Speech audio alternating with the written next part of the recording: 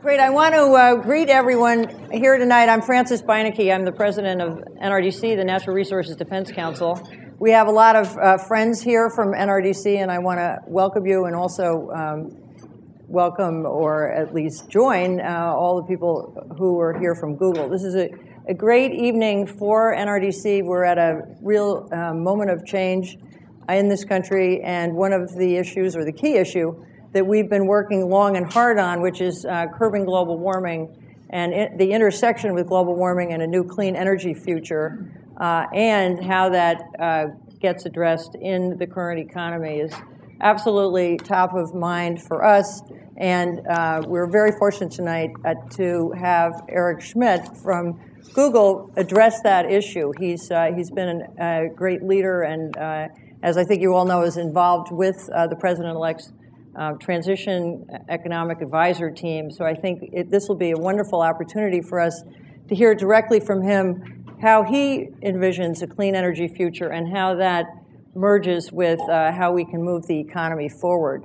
We have many great friends here tonight. I just want to recognize a few. Our chairman, Dan Tishman, who where is Dan? There is Dan. Welcome, Dan. And of course, our founding director, John Adams, who needs no introduction, but is one of the great leaders in the environmental movement for many, many, many decades. So what we're going to do is Eric is going to begin and tell us a little bit about his views, and then I want to introduce two other very important people.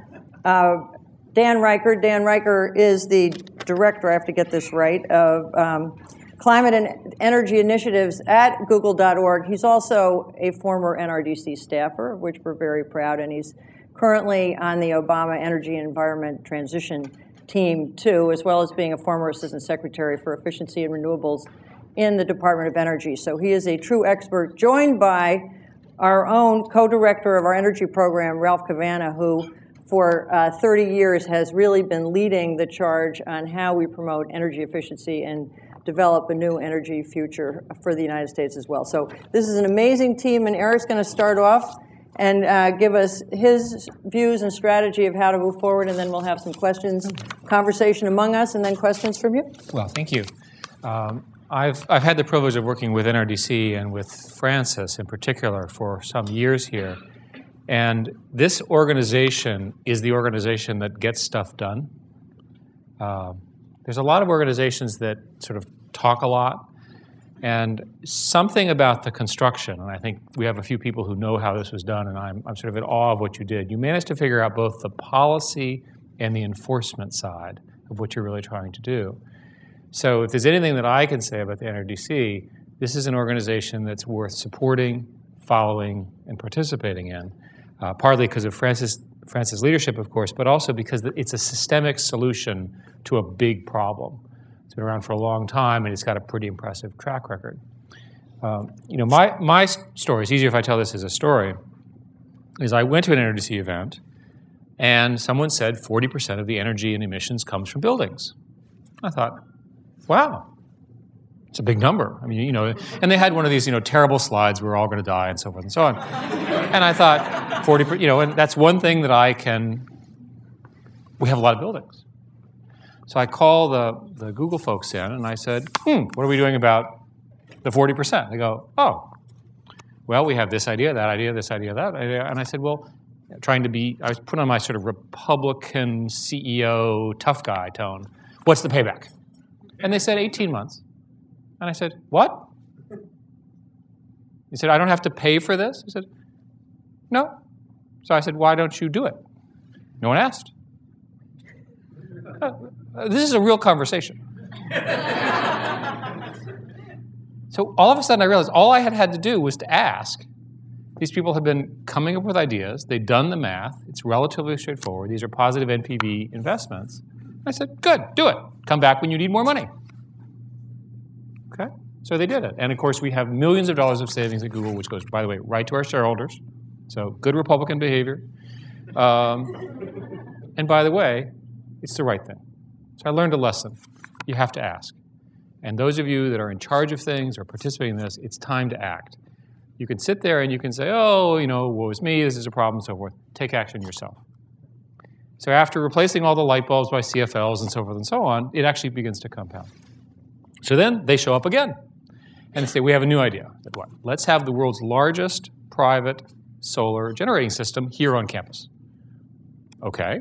And one of the side benefits is that you have a carport which has solar panels on it which shades the cars. Plus, you can have a little plug with the electric cars. You can plug them in right to the solar panels. Perfect. How much does it cost? Oh, I don't know, not that much. What's the payback? Less than 10 years. And we have these great tax credits, which are about to expire. Even better. Do it. So all of a sudden, and for a while, until about 6 months ago, we had the largest 1.6 megawatts, in fact, which covers roughly 20% of our electric needs in our campus. Again, what's the compound of that? As electricity rates rise over 10 years? These are very conservative assumptions. It's a no-brainer from a shareholder perspective. So my point in those two stories is that you start, when you actually do the math, you discover doing the right thing is also the right thing for business. And if there's any message that you should take out of NRDC's involvement in this, and certainly my involvement, is that you don't have to choose a good or a bad outcome.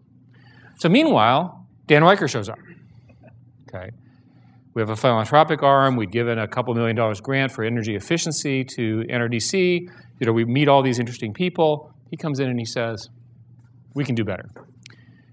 We start looking at energy efficiency. We start looking at renewables. We start looking at technology. And Google's an information company, not so much an energy company. So we start building things that involve smart grids and so forth. And I'll talk a little bit about that. And of course, he's the expert. This proceeds. We make investments in solar, enhanced geothermal, and wind. We have a detailed strategy, tens of millions of dollars in investments in companies, trying to get it kick-started. Because I'm going to run out of normal, conventional, oh yes, perfectly reasonable NPV decisions as a company unless these new technologies become available. Right? And we're a significant user of power. So I've got a good business reason to do it, plus I have a good social and philanthropic reason to do it. So we're having this conversation. Is there a way, question, is there a way to solve every known problem at once? Okay, I'm tired of everyone complaining. Right? I've learned something here, which is that if you do the right thing, you can solve multiple problems. Can we solve, let's go through the list. Energy prices are too high. Energy security, how many wars are being fought over oil now and in the future? What about job creation, especially in the rural areas? What about building businesses that are exportable outside of the United States to create wealth for Americans? Always a good thing in my judgment. Oh, and by the way, why don't we solve the climate change problem too at the same time? Wouldn't that be great? Yeah, sure. Right, absolutely. So we had this debate. So the first calculation was it would cost $1 trillion. And I said, hey, it's easy to get $1 trillion. Just put a gun to the head of the Congress. Oh, sorry, wrong discussion. Sorry, that was a different conversation. It's only $1 trillion. You can get it in a week, okay? By the way, that's over 22 years. NPV is $200 billion. U.S. energy business is about $1.5 trillion a year. $200 billion in present value of investments over 22 years is not that big of a number. We published that model in September, and I'll take you through it. And with a lot, because it's open, people actually criticized it. And as a result, we discovered some errors in our calculation, and guess what? We started to make money. And at $4 a gallon, we actually make about 1.8 trillion as opposed to losing $1 trillion. So now it's hard to argue with me. At $3 a gallon, we make $1 trillion. This is pretty neat. I mean, it doesn't get better than this, guys. You know, here I am with my businessman hat on, making $1 trillion, which everyone could use. Plus, we're going to solve every known problem at once. So how do we do this? Look, this is pretty good. So the first thing we do is we separate out energy, essentially generation, from transportation. Remember, energy generation is primarily coal and natural gas, mostly coal in the United States, with some nuclear and so forth. Is there a way to take all the fossil fuels that are currently being used, roughly 70% of the electric power, most electric power used in the United States, and replace it? Because remember, these plants die. They have to be replaced and so forth. There's new demand. So with some assumptions, including holding energy efficiency per citizen, that is energy consumption per citizen constant, which has been true in California since 1973, not true in many other states, we're able to take the money that's saved from that single idea and plow that into the construction of solar, wind, and enhanced geothermal as long as there's the proper grid. to get this stuff around. I'll come back to that. The math works. So you say, where do we get the $1 trillion? So it turns out that's roughly cost even in the current calculation. And you can read all this on using your favorite search engine. Just type Google 2030 energy plan. The second thing that we do is we look at transportation. Most of the issues around oil are really related to cars and trucks. Trucks will be solved largely by LNG fleets and other kinds of things like that. But cars are this huge opportunity. And it turns out that in the middle of all of this, Google and a number of other companies, but in particular Google, and I think under Dan's leadership, so I'll give you a little bit more credit here too, came up with this notion of plug-in hybrids and getting people using them. And as you know, what a hybrid is it's got a mixture of a battery and essentially I think of it as an electric engine and a gasoline engine. That electric engine uses the battery and so forth.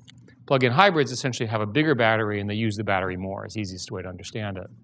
The latest technology uses the battery to power the electric motor, and that when the battery runs down, the gasoline engine turns on, charges the battery powers the electric motor, car goes off.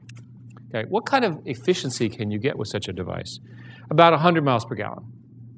If you assume fleet-wide increases in roughly doubling from 35 to 70 miles per gallon, all of a sudden you save $1 trillion, right? Because gas prices held constant over the number of miles and so forth. So now you've got to get those cars in people's hands. You actually have to build them. So in our plan, and you'll see this, we actually accelerate the buyback of polluting cars, also known as our current cars, so forth. So we presented this, and people said, way not aggressive enough. I said, not aggressive enough? We're already making $1 trillion solving unknown problems. Okay, like, what's your complaint? Okay. Well, the first thing is you haven't accounted for coal, basically carbon sequestration for coal. Yeah, but that's positive to our model. And you haven't accounted for the possibility that nuclear can be made safe. This is like skeptical, right? And I said, that's positive to our model. If you can prove that, we'll add that too. And then somebody says, did it ever occur to you that if you made cars twice as light, twice as heavy, so half the weight, using carbon fiber and other technologies, maintaining their current strength and survivability, you'll get 200 miles per gallon. So that's positive to the model. Better design, so forth and so on. You can get the gasoline part of transportation down to 5% or 10% of what it's used today. And wouldn't it be nice to cause the demand for petroleum to drop dramatically after everything that's happened to us and been done to us? You know, let's get back at this. I remember. Okay. So my point here is, you've got a plan that spans both. So how do we put up this plan? Well, first place, we need some cash. Thank goodness there's a whole bunch of cash about to happen. And I'm not talking about the bank bailout. I'm talking about the stimulus package. And President-elect Obama, thank goodness, has talked about that if you're going to have a stimulus package, you might as well invest in roads, bridges, schools, broadband, and energy efficiency, and these kinds of things. Perfect. How much money do we need? Oh, a few $1 billion.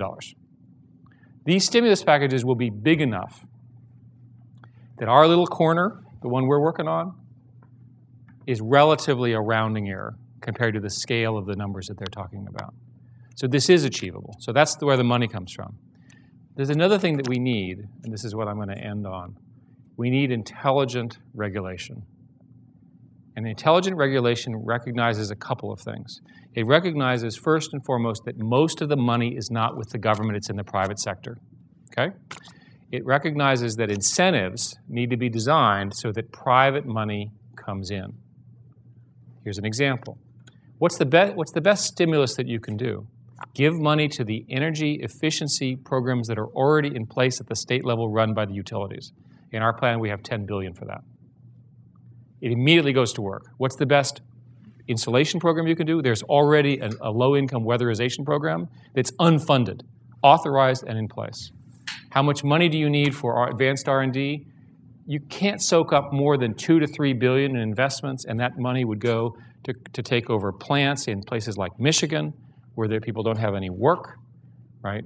Where they are sophisticated and high-tech workers who could actually build the battery and the battery trains that we need for this sort of architecture. So without going through it number by number, believe me, we've got the numbers that out. The second thing that has to happen, and I want to emphasize this, is that there is this infrastructure problem. Now, I'm a computer scientist. I think about the internet. I look at the electric grid and I say, why is the electric grid the same as it was in the 1960s? Because nobody cared. Nobody tried to build a grid that was flexible, scalable, decentralized, and had decentralized control and the ability to get on and off. So in the vision, which we'll talk a lot about, of a smart grid, here's an example. You guys have all the batteries sitting in your cars. What are they doing in your garage? Why can they not add to peak load when peak load is needed? The utilities say that the highest cost of being utility is not average load, but peak load, which is in the afternoons. Right? Plug your car in, draw the battery down, charge it up at night. Straightforward. Seems obvious, right? You can't do it because the computerization of the internet and so forth seems obvious, right? The grid's not organized that way. That's part of it. The other part has to do with transmission lines and sort of a lack thereof. So here we are, private sector, billions of dollars, solar, wind, so forth and so on, plus the stimulus package to get it going, all those unemployed workers, all the suppliers just ready to go, all these people buying up desert in New Mexico for cheap, thinking that they're going to put their solar panel there, and then they discover they can't connect to anything to get it out, and so the land is worthless. There are proposals now for very, very sophisticated transmission systems throughout the West, which are needed for this, which are currently on a fast track to occur in 10 years. Okay?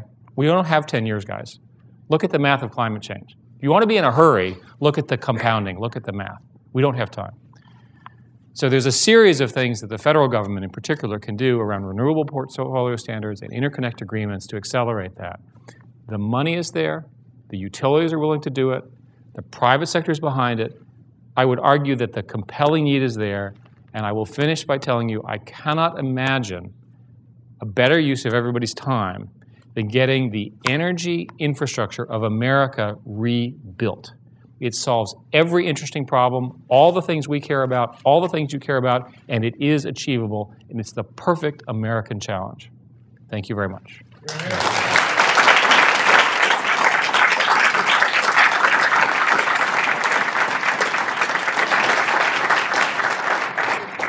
I'm Ralph Cavanaugh, the Energy Program Co-Director for NRDC, and the plan for the rest of the evening is for me to comment very briefly on Eric's remarks and then initiate a conversation which will quickly draw as many of you in as we can, so be thinking about your questions. Now, what I wanted to say about the Google 2030 Clean Energy Plan is that what you've just heard is a quite wonderful rebuttal for the most common mistake that has characterized American energy policy for 30 years, dominated the Congress that entire time. It was referred to during the recent presidential campaign as the all-of-the-above strategy. Its fundamental insight is that to meet America's climate and energy challenges, you've got to do everything as rapidly as possible. All the coal, all the nuclear, all the gas, all the renewables, all the energy efficiency. The Congress of the United States never met a resource that it didn't like. And if you've got an articulate lobbyist or an attractive scale model, and sometimes you only need one, you can be reasonably assured of being included in the next federal energy bill. But the problem is we don't have unlimited resources, and Eric has laid out the time constraints that we face, and all of the above just doesn't work. What he's given you instead is a system where, after letting winners and losers emerge on the merits, you have a future you can believe in, driven by and dominated by energy efficiency and renewable energy. To tease out just a couple of pieces of it and give you a sense of what we're trying to do to realize that vision, notice the importance, first, of two things that he talked about a lot that most people never talk about in this context. One was the importance of energy efficiency as a resource. And when I subject Dan Reicher and Eric Schmidt to merciless cross-examination, I'm going to ask them a question about energy efficiency that all of you want me to ask, in terms of why groups like NRDC have not been able to make it sexy, why Eric is not. And I'm going to answer that question. I'm going to answer that question by turning to my friend Dan Reicher and he doesn't work there either. He doesn't work there either, but Eric, he did it one time. You work there. He's a credible guy, and he's going to give you the first insight into how we're going to make it work. But, you know, the good news is, even without making it sexy, we have succeeded, Eric, to reassure you just a little bit, in actually making it a very high priority resource, an investment candidate for a sector you also talked about that most people don't, which is America's even more boring down-home, hometown utilities. The electric and gas utilities that connect through their wires and pipes to more than half the global warming pollution in the U.S. economy. And a critical challenge, if you want to think about the investment Eric was talking about what we need to do to realize that efficiency and renewables vision, the utilities are critical. They manage those ancient grids he talked about. They make the investments in the renewable energy resources. They're in a position to push energy efficiency as an alternative to power plants if you give them an incentive to do it. For most of the utilities in the United States, for most of its history, they had perfectly perverse incentives. If their customers used less energy, they automatically lost money.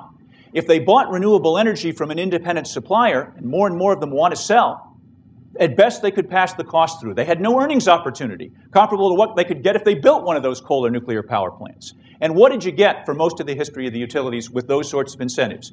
Unsurprising and wholly uninspiring results, and that's changing. What I want you to know is just this past Tuesday, NRDC and the nation's utilities, the Edison Electric Institute, which represents them, which I expected to spend my career suing, went before the National Association of Regulatory Utility Commissioners and essentially embraced Eric Schmidt's vision. What we said was, we are prepared to go before all of you state regulators to change the rules so that energy efficiency or renewables are profitable for utilities if done well, and so that utilities as a collective whole, those entities that account for half the global warming pollution, can together work with us, with all of you, to get the goal is easy, simple, maybe not sexy, but rather compelling. It's all cost-effective energy efficiency. All the energy efficiency we can find at lower cost than power generation it replaces, and the Google Energy 2030 plan gives you some sense of how big a deal that can make. Two other very quick points.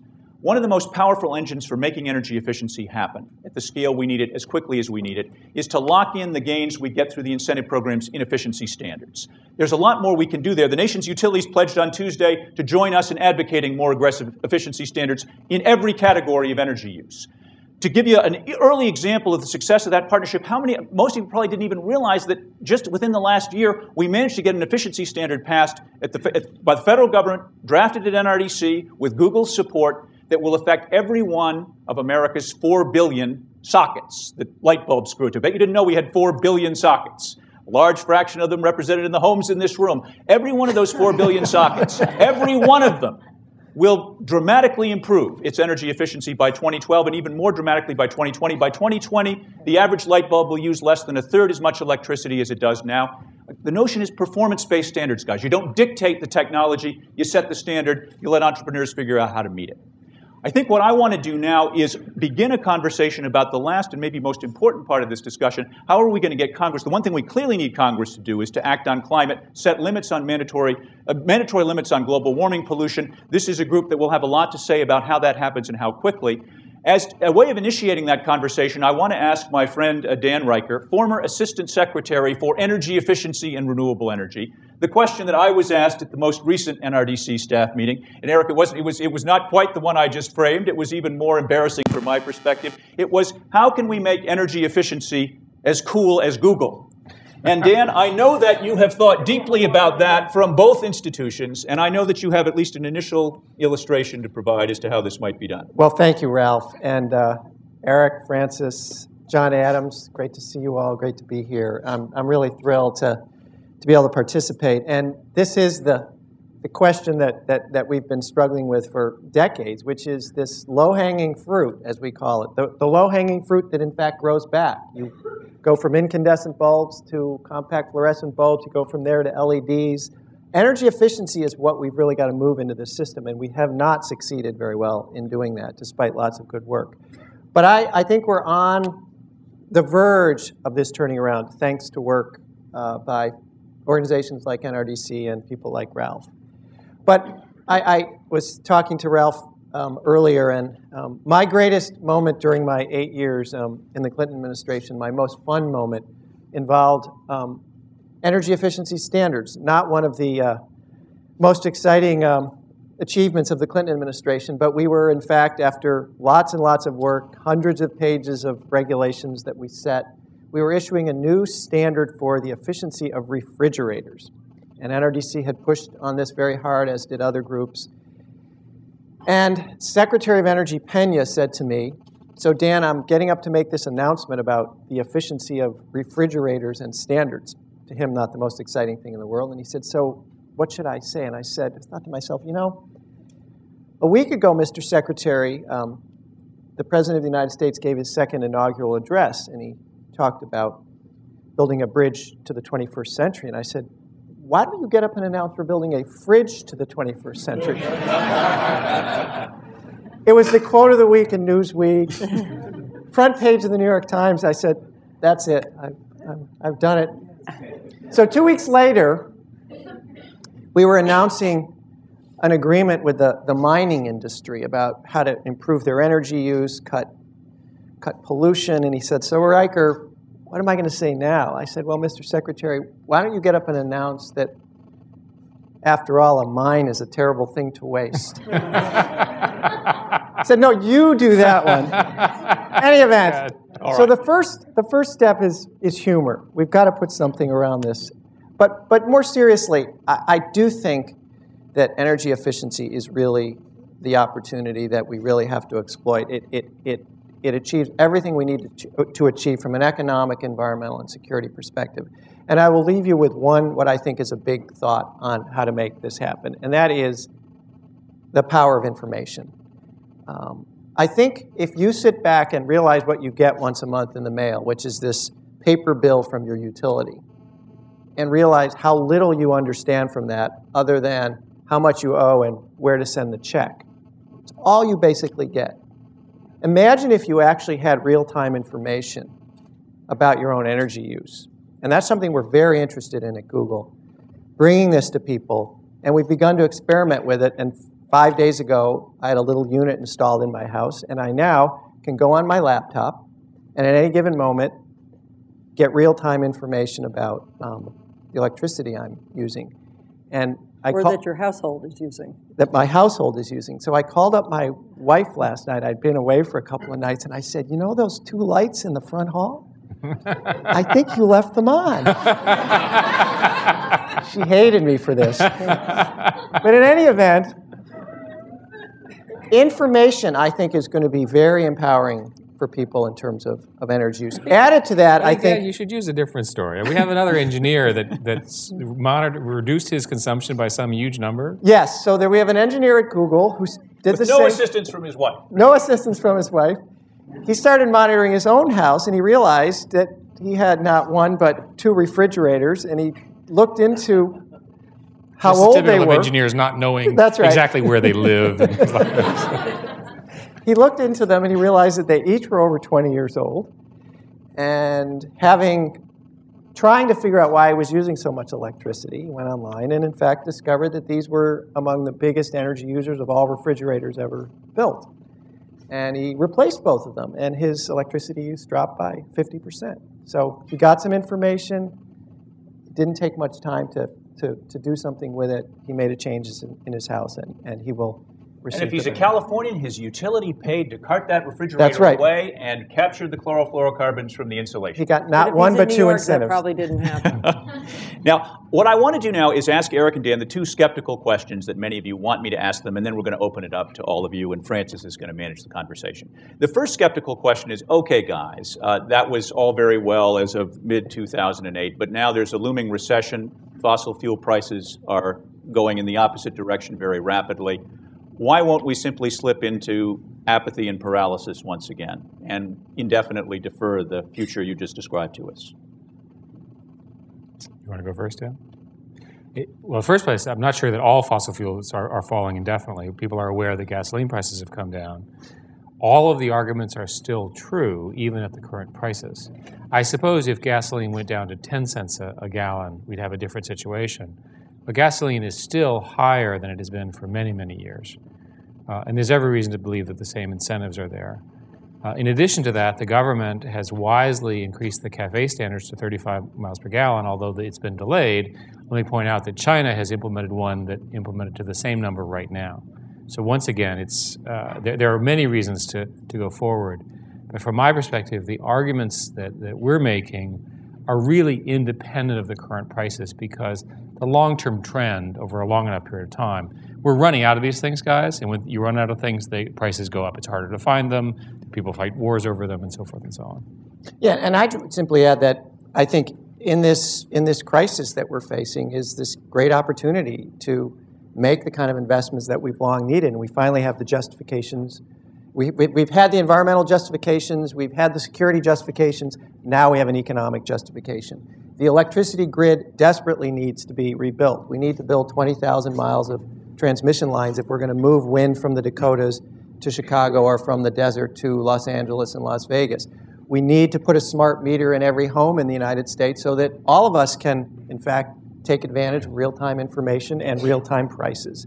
So we're tens of billions, hundreds of billions of dollars should be spent, can be spent with huge economic returns and huge benefits from an environmental. And the other thing to note is that there is a series of cap and trade bills in the Congress which are clearly going to get debated in 2009. In my conversations with senators and congressmen, they believe that these systems in one form or another will be implemented during this coming session, which is a 2-year session. So even if you assume collapse of the previous prices and so forth, with cap and trade in place, the incentives around efficiency become so much clearer. And what also comes from that are the revenues that are derived from essentially auctioning the permits for greenhouse gas emissions. And those revenues are very significant. So instead of having to, in a sense, use taxpayer dollars as we will in this initial stimulus, we will have a new source of large amounts of fund that can be invested in these changes that we desperately need to make. And, go ahead. Can I just ask, yes. Eric, I mean, you've been talking to members of Congress about cap and trade program, but you're also in conversations with other CEOs, leaders in the business community. So do you see them joining you in this view that this legislation has to pass? Where do you see the business community, your peers? Are they in these same conversations that you're in, or what do you think is going to bring them along? You have some sympathy for the utility executives because they have a lot of stuff coming at them. They're regulated. They have all these people yelling at them all the time. And they don't necessarily have a technological leverage point that a lot of other businesses do. The CEOs that I've spoken with all express a concern that cap and trade be done in such a way. You have a problem with cap and trade of what's your starting point? Right? Once the starting point is established, it looks like the market worked pretty well. But the primary concern is actually a tactical one. If you've already made tremendous efficiency gains, you'd like, as part of starting in the cap and trade system, to not be penalized for that good work. And you don't want the worst polluter to get the largest gain. So there are many people working on making sure that the starting condition for cap and trade is such a thing. And that's, in fact, what I hear. Most people that I've talked with either accept or grudgingly accept that there will be a cap and trade because they all have families and children, and they all understand that eventually you're going to have to put a price on carbon. There are some people, and I was in a meeting on Tuesday where we had this sort of, I thought, relatively bizarre argument among the utility companies of whether it was better to have a carbon tax or a cap and trade system. There are complex arguments in favor of the two, but I observed that one has the word tax in it and the other one does not. Therefore, the other one will win. That's right. I want to ask you all to join me in thanking Eric for his time so much. Thank you, Ralph. Thank you, Dan. And thanking our hosts at Google. It's been a great evening, and you will all see how this unfolds over the next many months and many years. We have a lot to do, and we've had a great conversation about what the path is that we need to take. So thank you very much again.